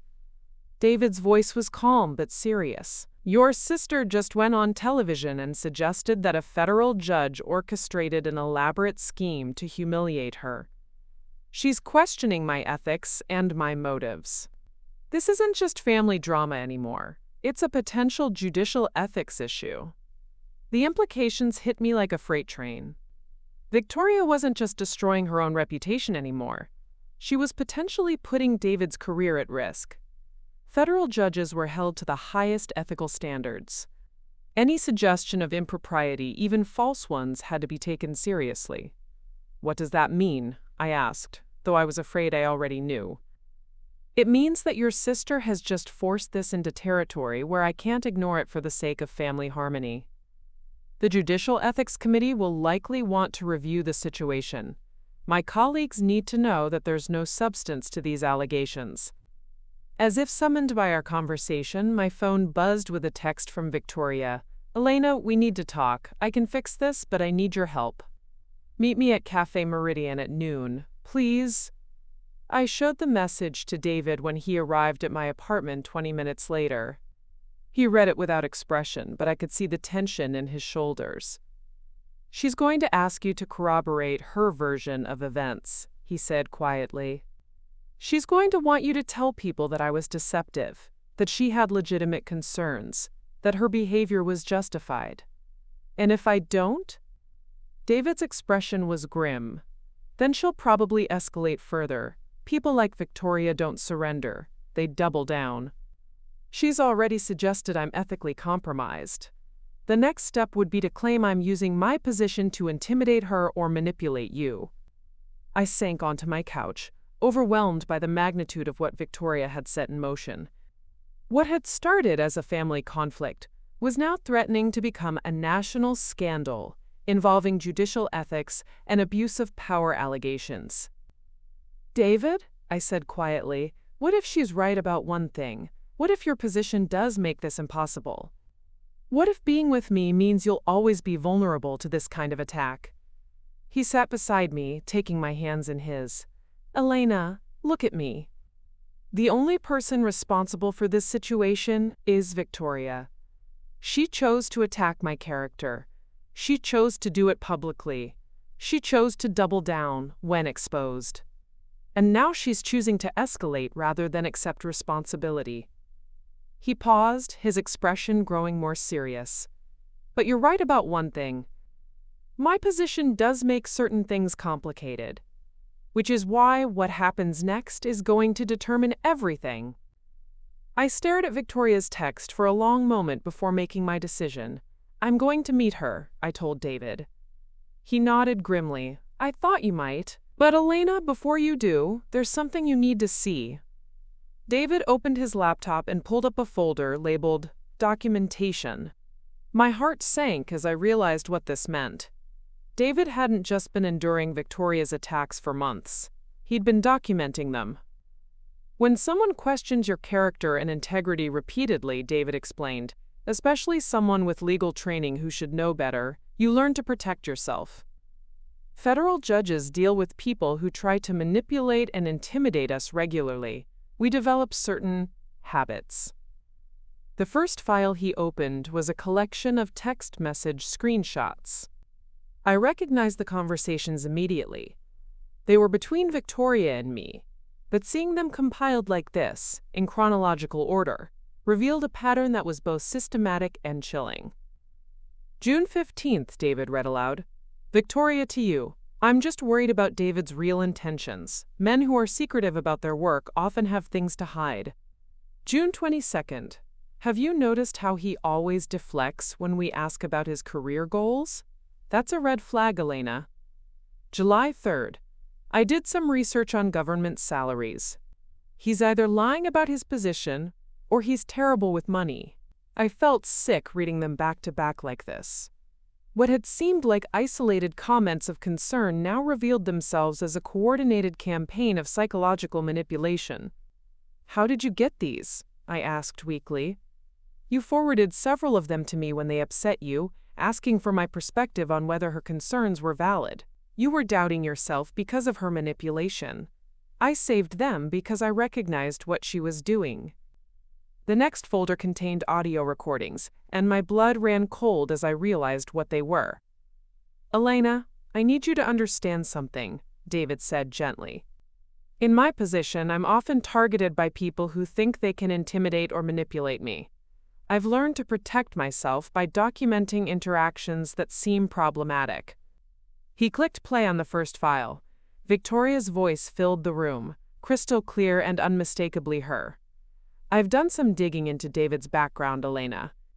His apartment is in a building that's mostly Section 8 housing. That tells you everything you need to know about his real financial situation. He's probably drowning in debt and sees you as his ticket out." I remembered that conversation. It had taken place in Victoria's car after a family dinner, when she'd offered to drive me home. I'd been trapped in the passenger seat while she systematically tore apart my relationship for 20 minutes. "She was lying," David said quietly. "My building is mixed-income housing that I chose specifically because it's near the courthouse and because I believe in integrated communities. There's nothing shameful about Section 8 housing, but she was using it as a weapon to make you doubt me." The next recording was even worse. "Elena, I love you too much to watch you ruin your life." David is using classic manipulation tactics. Love bombing, isolation, financial dependency. I've seen it in my practice. Women like you, successful but emotionally generous, are prime targets for men like him. Financial dependency? I whispered. I've never been financially dependent on David. No, but she was trying to plant the idea that you would be. Listen to this next part. Victoria's voice continued. Mark my words, Elena. Once you're married, he'll start pressuring you to support him temporarily while he looks for better opportunities. Before you know it, you'll be funding his lifestyle while he contributes nothing but broken promises. I had to stop the recording. David, I'm so sorry. I can't believe I let her get into my head like this. You have nothing to apologize for. This is textbook psychological manipulation. Victoria used her legal training, her relationship with you, and her understanding of your insecurities to systematically undermine your confidence. What she didn't count on was that I was documenting everything. David opened another folder, labeled Public Statements. It contained screenshots from the previous night's social media posts and this morning's television interview. Now watch this, David said, pulling up a video file from last night. Remember when Victoria said she was only trying to protect you and that her concerns were reasonable? Let's compare that to what she actually said.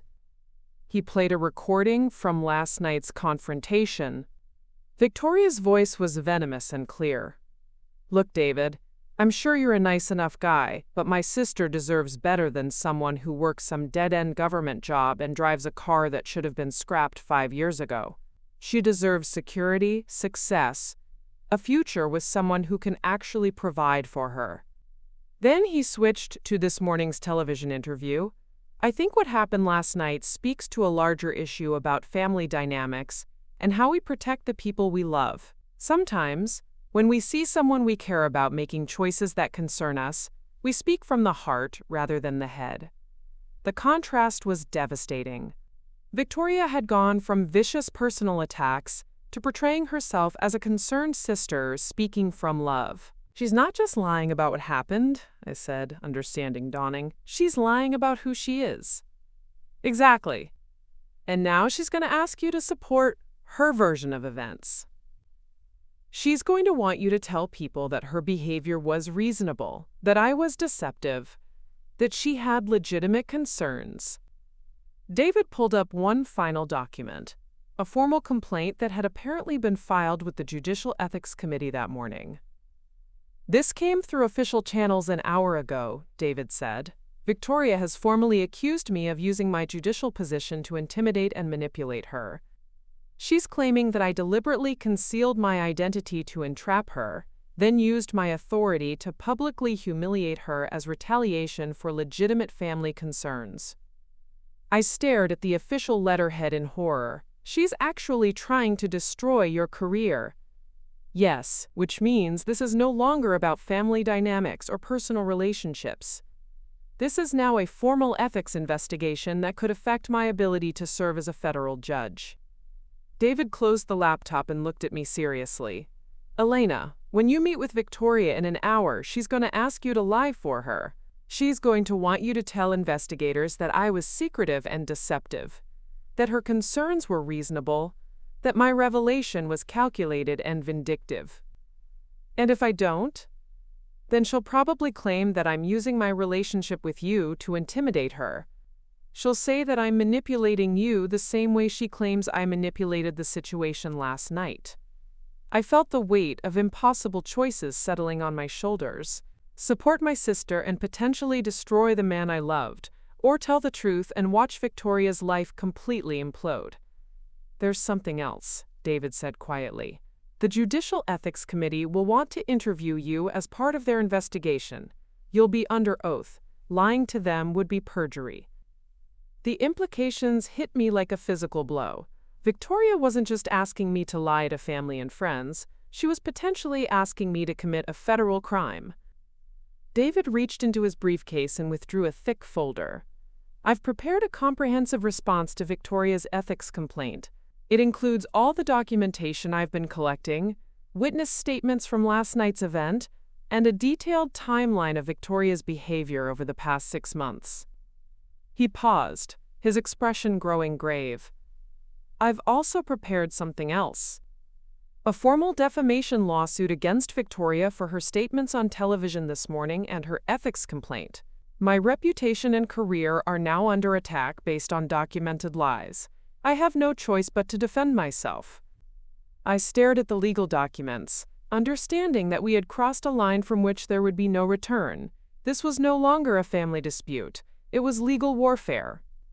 If I file this, David continued, Victoria will face potential disbarment proceedings, significant financial penalties, and possible criminal charges for filing false statements with a federal ethics committee.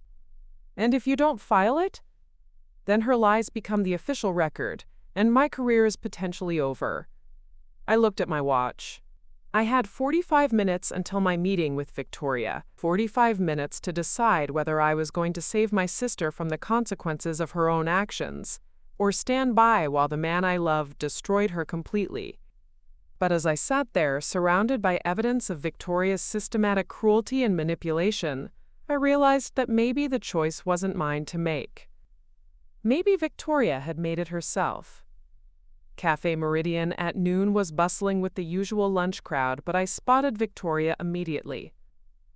She sat in a corner booth, her back to the wall, wearing oversized sunglasses despite being indoors. Her posture was rigid, defensive, and she kept checking her phone with the nervous energy of someone expecting bad news. I carried David's evidence folder with me, its weight, both literal and metaphorical. Every step toward Victoria's table felt like walking toward an execution, though I was no longer sure who was being executed. Elena, Victoria stood as I approached, her voice carrying forced warmth. Thank you for coming. I know this must be so confusing for you. I slid into the booth across from her without returning her embrace.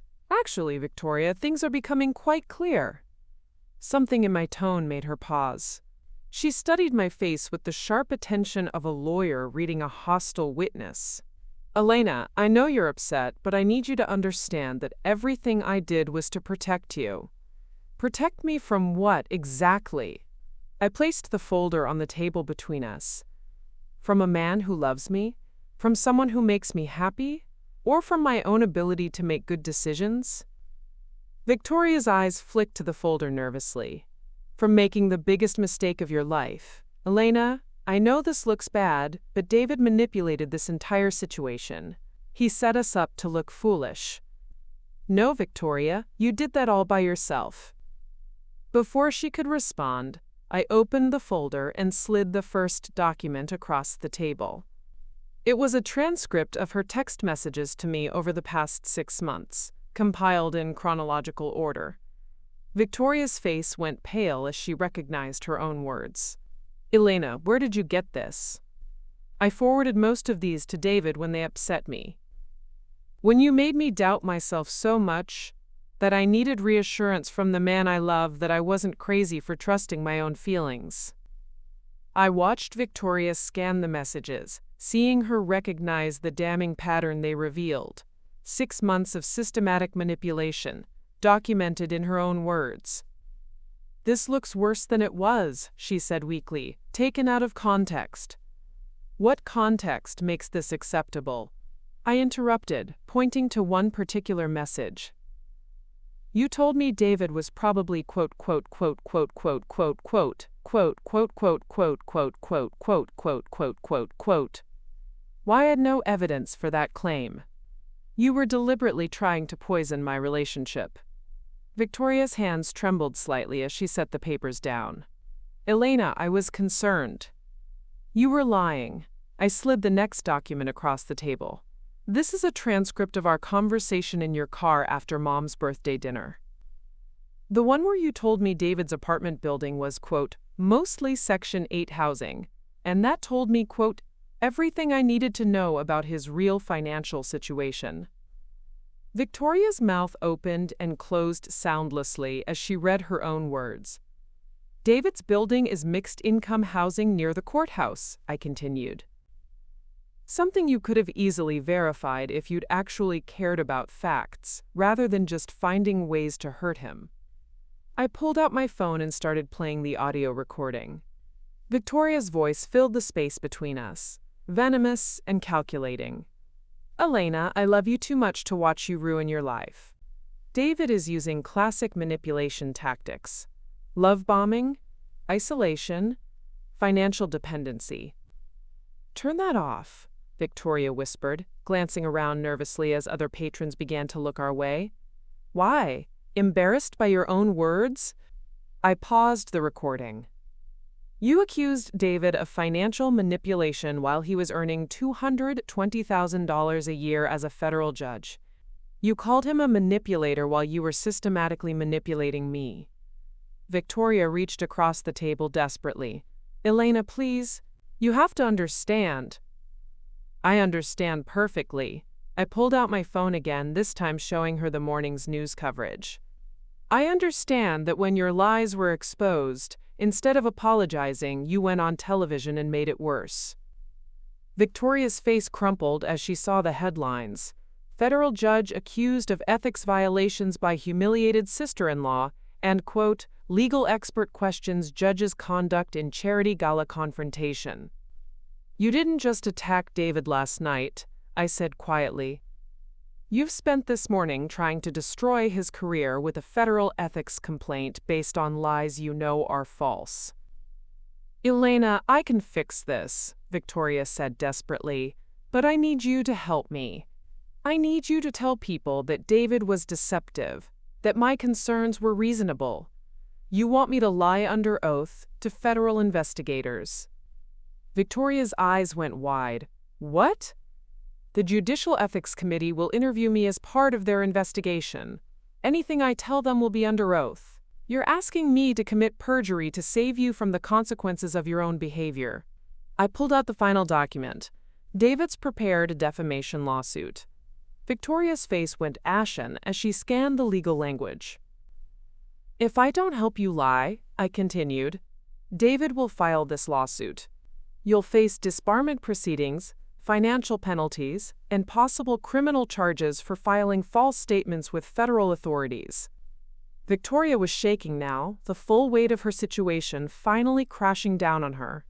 Elena, please, I'm your sister, we're family. Family. I repeated the word like it tasted bitter. You know what family actually does, Victoria? Family celebrates each other's happiness. Family trusts each other's judgment. Family doesn't spend months trying to destroy the person you love most. My phone buzzed with a text message. I glanced down and felt my blood freeze. The message was from my father. Elena, call me immediately. Victoria's story is going national. CNN wants to interview our family about, quote, judicial abuse of power. This is getting out of control. I showed Victoria the message. Her face went gray as she understood the implications. It's not just local news anymore, I said quietly. You've turned this into a national scandal. Cable news is picking it up. David's reputation is being questioned on a national stage because of your lies. Victoria buried her face in her hands. I never meant for it to go this far. Yes, you did. My voice was steel now. You've escalated at every step. Last night, when you were exposed, you could have apologized. This morning, when you could have quietly retracted your statements, you went on television instead. When that wasn't enough, you filed false ethics complaints. You've chosen escalation over accountability at every single turn. I stood up, gathering the documents back into the folder. And now you want me to lie under oath to save you from consequences that you've brought entirely on yourself. Victoria looked up at me with desperate eyes. Elena, what do you want me to do? I want you to tell the truth, publicly. Withdraw the ethics complaint. Admit you lied on television. Apologize to David and try to salvage whatever dignity you have left. I can't do that, Victoria whispered. It would ruin me. You ruined yourself. I slung my purse over my shoulder. The only question now is whether you're going to try to take David and me down with you. As I turned to leave, Victoria grabbed my wrist. Elena, please. If you don't help me, David will destroy me. You have to choose him or your family. I looked down at my sister, brilliant, accomplished Victoria, who had reduced herself to begging her younger sister to lie for her. the sister who had spent months trying to destroy my happiness because it threatened her worldview. I already chose, I said quietly. I chose the person who loves me enough to accept whatever decision I make, even if it hurts him. I chose the person who has never lied to me, never manipulated me, never tried to convince me I was too stupid to trust my own judgment. I pulled my wrist free from her grip. I chose the person who built me up instead of tearing me down. And Victoria, that person was never you. As I walked away from the table, I heard Victoria calling my name, her voice breaking with desperation. But I didn't turn back. For the first time in months, I knew exactly where I was going and who I was going home to. Behind me, my sister sat alone in a cafe, surrounded by the evidence of her own cruelty, finally understanding that she had lost everything she'd been trying so desperately to control. 3 days after our confrontation at Cafe Meridian, Victoria made her final, most desperate move. I should have seen it coming, but even after everything, I underestimated how far she was willing to go. It started with a phone call from my mother at 6:30 a.m., her voice shrill with panic. "Elena, turn on Channel 7 right now. Victoria is—" "Oh God, what has she done?" I fumbled for the remote, David stirring beside me as the television flickered to life. There was Victoria, sitting across from Jennifer Walsh again, but this time she looked different. Gone was the polished composure from her previous appearance. Her hair was slightly disheveled, her makeup heavier than usual, and there was something wild in her eyes that made my stomach clench with dread.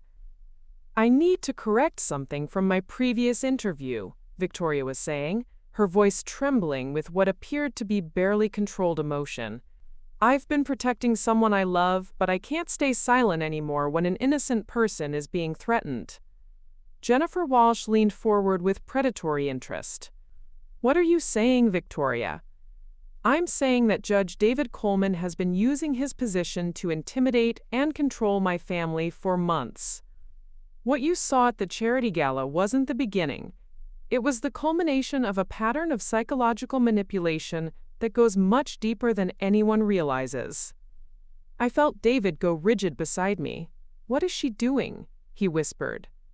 Victoria continued, her voice growing stronger as she warmed to her narrative.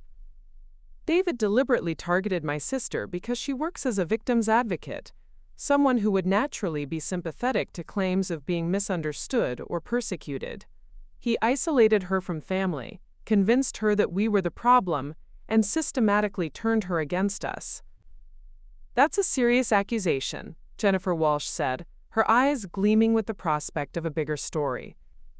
"When we tried to voice concerns about the relationship, David used his judicial knowledge to document our conversations without consent.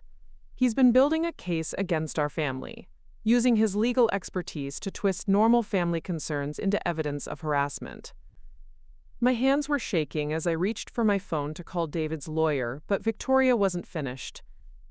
"What's most disturbing," she continued, "is how he's used his romantic relationship with Elena to gain access to sensitive information about pending cases.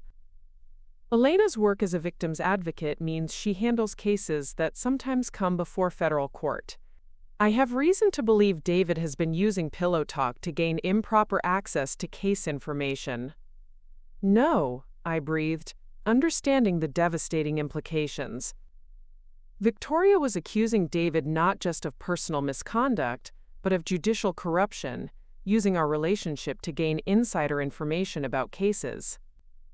David was already on his phone with his attorney, speaking in the clipped, urgent tones of someone whose career was under existential threat. "Richard, you need to see this. Victoria Ashworth just accused me of using Elena to gain access to case information. Yes, on live television. National feed."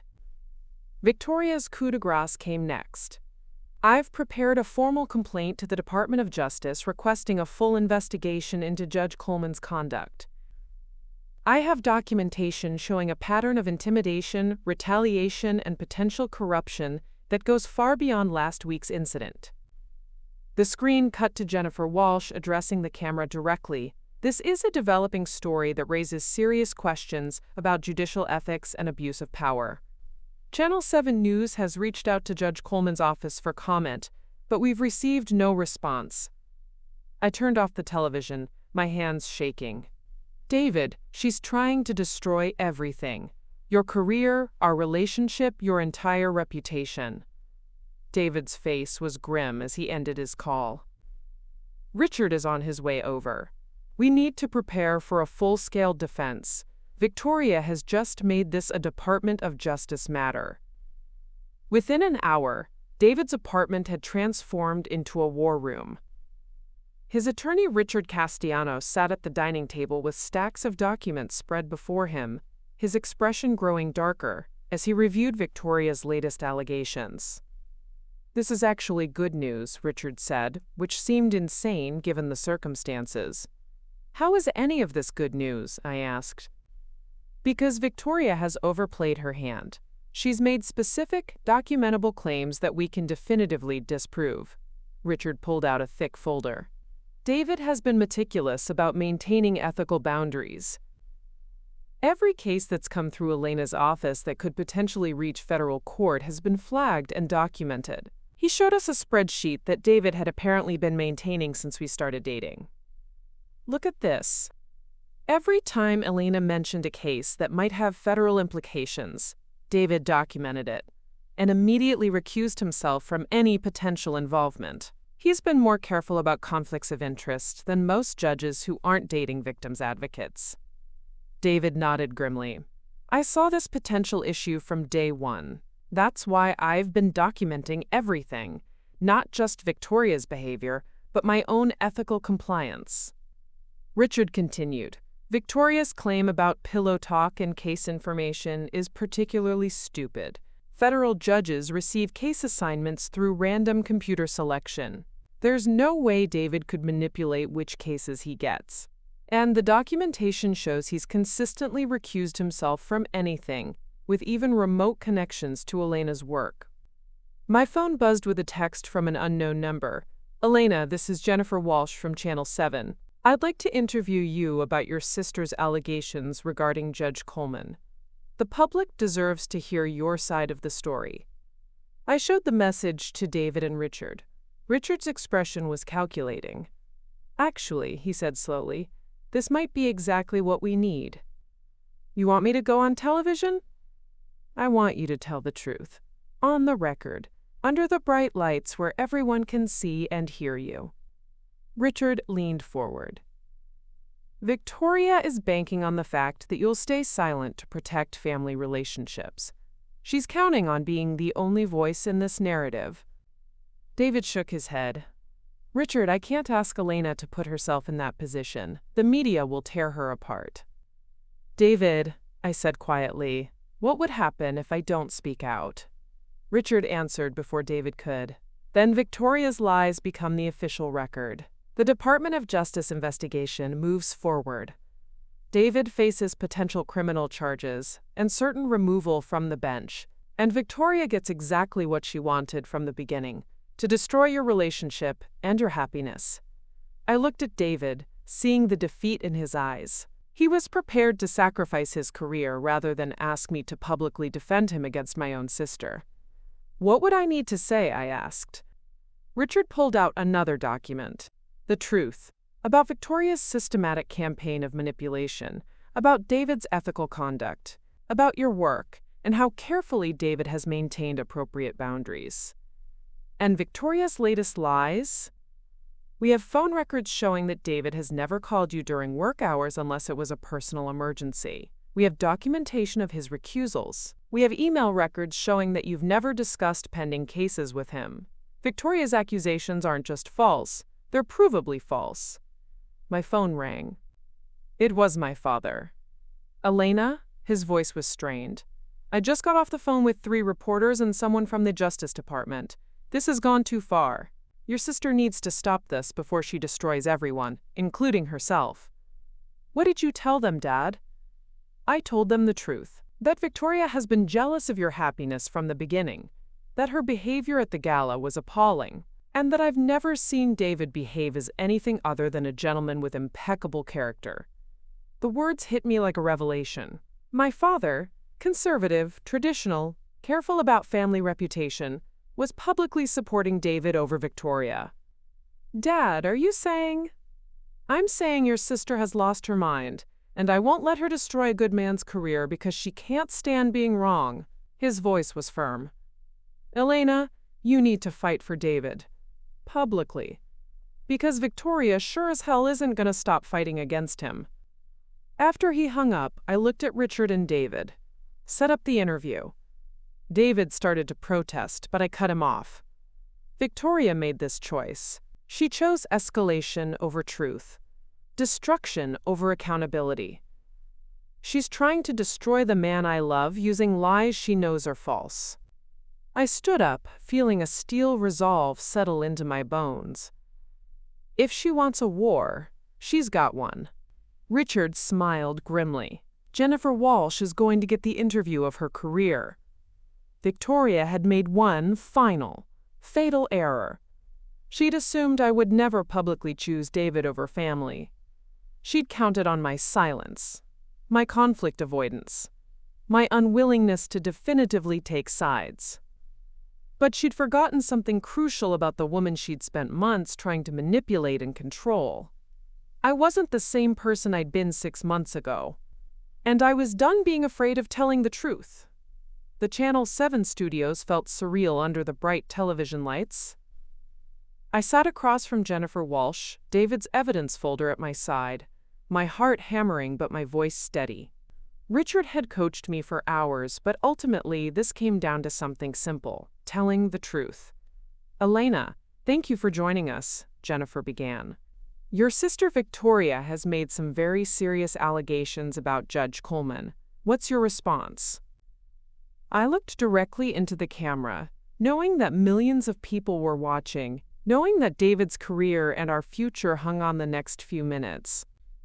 My response is that Victoria has been lying systematically for months, and her latest accusations are not just false, they're provably false, I said clearly. And I have documentation to prove it. Jennifer's eyebrows rose. That's a strong statement. Can you elaborate? I opened the folder and pulled out the first document.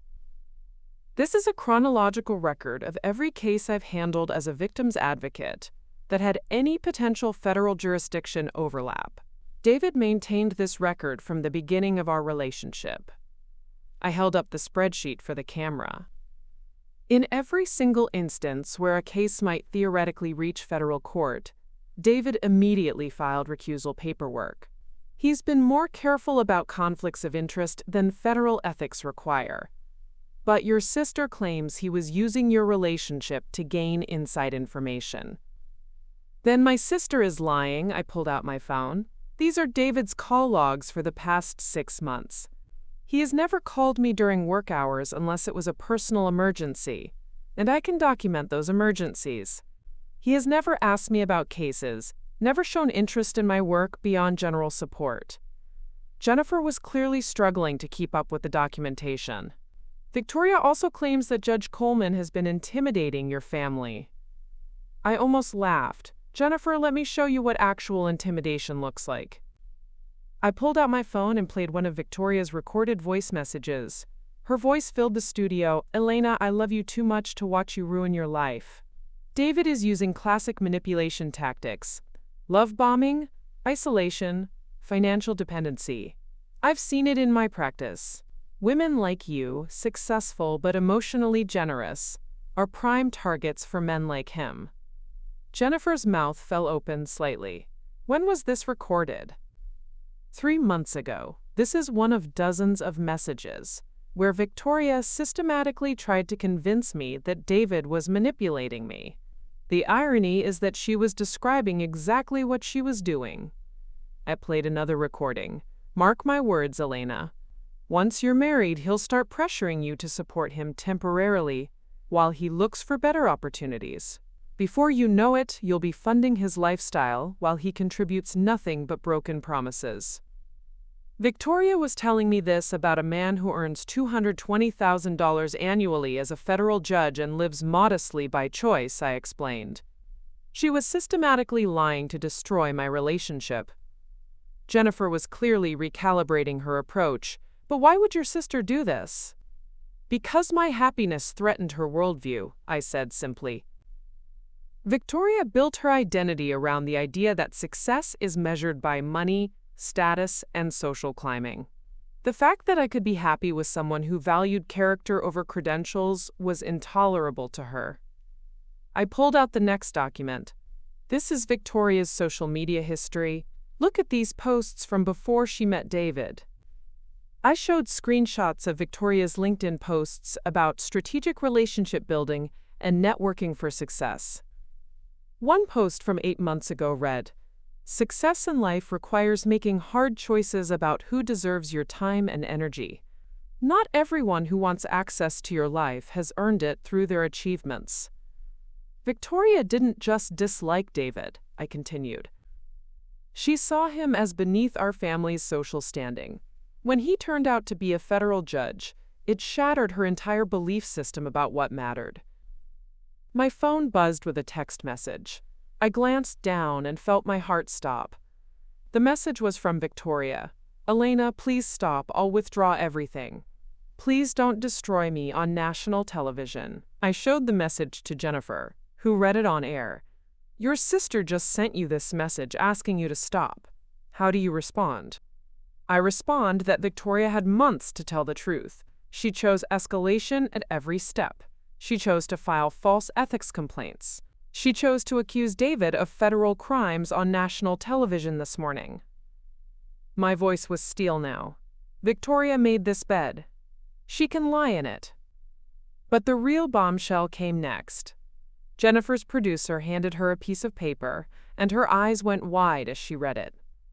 "Elena, I'm getting word that there's been a development in this story. Apparently, the Department of Justice has just announced that they've completed their preliminary investigation into your sister's allegations." My heart stopped. What did they find? Jennifer looked down at the paper, then back at the camera. According to this statement, the DOJ found no evidence of misconduct by Judge Coleman.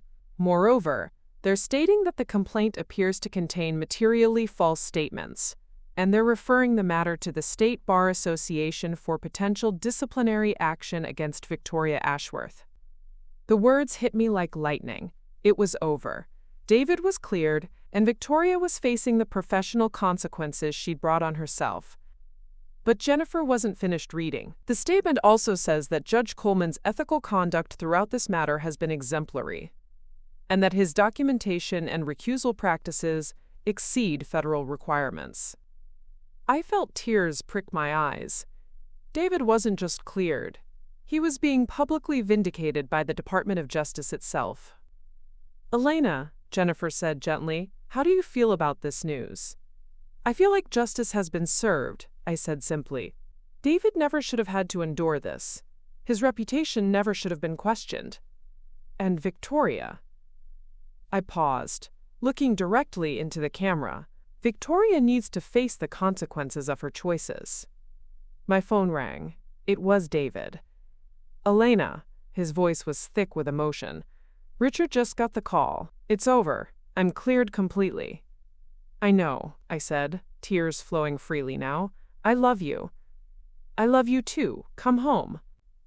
As the interview wrapped up, Jennifer made one final statement. "This has been a remarkable development in a story that has captured national attention. The Department of Justice has cleared Judge Coleman of all allegations, and Victoria Ashworth now faces potential disbarment proceedings." But the story wasn't quite over. As I was leaving the studio, my phone buzzed with one final message from Victoria. "Elena, I'm sorry. I've lost everything. I hope you're happy." I stared at the message for a long moment, then deleted it without responding. Victoria hadn't lost everything because of me or David. She'd lost everything because she'd chosen lies over truth, manipulation over love, and destruction over accountability. She'd had 100 chances to stop, to apologize, to choose differently. Instead, she doubled down on cruelty until reality finally caught up with her. As I walked out of the studio into the cool evening air, I felt something I hadn't experienced in months: complete peace. The truth had won. David was safe. And Victoria would finally face the consequences of 6 months of systematic cruelty. Justice, it turned out, was exactly as satisfying as I'd hoped it would be. 6 months later, I stood in the back garden of our new home, watching David plant roses along the white picket fence. The March sun was warm on my face, and for the first time in longer than I could remember, everything felt exactly as it should be. Our wedding had been small, intimate, perfect. Judge Patricia Wellspring had officiated, declaring it an honor to marry two people who understood the true meaning of integrity. The guest list had been carefully curated, people who had supported us through the storm, who had chosen truth over convenience, love over appearances. Victoria had not been invited. The consequences of her choices had unfolded, with the inexorable precision of justice finally served. The State Bar Association had suspended her license for 18 months, citing, quote, conduct prejudicial to the administration of justice, and, quote, dishonesty in her professional capacity. The major law firms had quietly severed their relationships with her. The charity boards had removed her from their rosters. But perhaps most tellingly, Victoria had simply disappeared. After her suspension was announced, she'd put her penthouse on the market, liquidated her assets, and left the city without telling anyone where she was going. My parents had received a single text message: I need time to figure out who I am when I'm not trying to be better than everyone else. My father had called me after receiving that message, his voice heavy with regret. Elena, I owe you an apology. I enabled Victoria's behavior for years because I was proud of her success. I never realized that her success was built on a foundation of cruelty. The conversation had been difficult but necessary. My parents were learning to rebuild their relationship with me based on accepting rather than judging my choices. It would take time, but there was genuine remorse and a willingness to change that gave me hope. Elena, David called from across the garden, his voice warm with amusement. You're going to burn if you keep standing in that sun without a hat. I smiled, watching my husband. The words still gave me a thrill. Brush dirt from his hands with the same careful precision he brought to everything. David had emerged from Victoria's assault, not just unscathed, but somehow strengthened. The legal community's support had been overwhelming, with colleagues and fellow judges publicly praising his conduct throughout the ordeal. Judge Coleman handled an impossible situation with grace and dignity, Chief Judge Morrison had written in a letter that was published in the Legal Tribune. His commitment to ethical conduct, even under extreme personal attack, exemplifies the best of the federal judiciary. But the professional vindication, while satisfying, wasn't what mattered most. What mattered was the quiet evening conversations in our kitchen, the lazy Sunday mornings reading newspapers in bed, the simple pleasure of building a life with someone who had chosen to love me at my messiest, most conflicted moments. My phone buzzed with a text from my friend Sarah. Saw the news about Victoria's replacement at Morrison & Associates. They hired 3 junior attorneys to handle her former caseload. One person's toxic ambition created jobs for 3 people with actual integrity.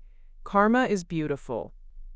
I showed the message to David, who chuckled softly. Sarah has a point. Victoria's downfall created opportunities for people who do the work for the right reasons. It was true. The legal community had largely moved on from the scandal, but the lessons remained. Bar associations had implemented new training programs about professional conduct and social media ethics. Law schools were teaching courses about the intersection of personal behavior and professional reputation. Victoria's spectacular self-destruction had become a cautionary tale, a case study in how unchecked arrogance and cruelty could destroy even the most promising career. But sitting in our garden, watching David's careful attention to the roses, I found I rarely thought about Victoria anymore. The space in my mind and heart that had once been occupied by her manipulation and my reactions to it, was now filled with better things. David's quiet humor, my work with survivors of domestic violence, the book I was writing about recognizing and escaping psychological manipulation. The book had been David's idea. Your experience with Victoria could help other people recognize when they're being manipulated by family members, he'd said. Not everyone has someone documenting the abuse to prove they're not crazy. The manuscript was nearly finished, and my agent was optimistic about finding a publisher. I'd tentatively titled it Blood Doesn't Mean Loyalty: Breaking Free from Toxic Family Dynamics. The writing process had been therapeutic, helping me understand how Victoria's behavior fit into larger patterns of familial manipulation and control. More importantly, the victim's advocacy work I'd returned to felt deeper and more meaningful now. I could spot the signs of psychological manipulation from personal experience. I could help women understand that leaving toxic relationships, even family relationships, wasn't betrayal, it was survival. "Elena," David said, settling beside me on the garden bench we'd built together, "penny for your thoughts?" "Just thinking about how different everything is now," I said, leaning into his warmth. A year ago, I was questioning my own judgment because Victoria had me convinced I was naive and easily manipulated. Now I'm helping other women trust their instincts about toxic relationships. David nodded thoughtfully. Victoria inadvertently gave you a superpower. You can spot manipulation tactics because you've lived through them. The irony is almost funny, I agreed. She spent months trying to convince me that you were manipulating me, when she was the one using every classic manipulation technique in the book. We sat in comfortable silence for a while, watching the sun dip lower in the sky. The roses David had planted were already showing new growth, tiny green shoots reaching toward the light. "Do you ever wonder what would have happened if she'd just been happy for us?" David asked eventually. I considered the question. Sometimes. But I think Victoria was incapable of being happy for anyone whose happiness challenged her worldview. She needed to believe that success was measured by money and status, because that's all she had. What do you think she's doing now? I hope she's learning to be happy without needing to be superior to everyone around her, I said honestly. I hope she's discovering who she is when she's not competing with or controlling other people. My phone rang. It was my mother. "Elena, sweetheart, I wanted to let you know, your father and I got a letter from Victoria today." My heart skipped. "What did it say?" "She's in Colorado, working at a legal aid clinic. She says she's learning what it means to help people instead of using them. She asked us to tell you that she's sorry and that she understands why you can't forgive her." I was quiet for a long moment, processing this information. Victoria working at legal aid was almost impossible to imagine, but perhaps that was the point. Perhaps she was finally trying to become someone worth forgiving. She also said, my mother continued, that watching you choose love over family approval was the first time she realized that maybe you were the stronger sister all along. After hanging up, I shared the conversation with David. He was quiet for a while, then said, "What do you think? Does that change anything for you?" "No," I said without hesitation. "I'm glad she's trying to become a better person, but that doesn't erase 6 months of systematic cruelty. It doesn't undo the damage she tried to do to your career, to our relationship, to my sense of reality." I paused, watching the last rays of sunlight filter through the rose bushes. "But it does give me hope that maybe someday she'll understand what she lost when she chose destruction over love." David took my hand, his thumb tracing gentle circles on my palm. "And what did she lose?" I smiled, thinking of our quiet evenings, our shared dreams, the life we were building together based on mutual respect and genuine affection. She lost the chance to see that true success isn't about being better than other people. It's about being worthy of the people who choose to love you. As the sun set over our garden, painting the sky in shades of gold and pink, I understood something that Victoria had never learned. Happiness isn't something you achieve by defeating others. It's something you build by choosing the right people to build it with. And I had chosen perfectly. The roses David had planted would bloom in time, fed by good soil and careful tending. Like our marriage, like the life we were creating together, they would grow strong because they were rooted in truth, nourished by love, and protected by people who understood their worth. Some storms you don't survive, you outgrow them, and in the calm that followed, everything beautiful had a chance to bloom. Up next, you've got 2 more standout stories right on your screen. If this one hit the mark, you won't want to pass these up. Just click and check them out.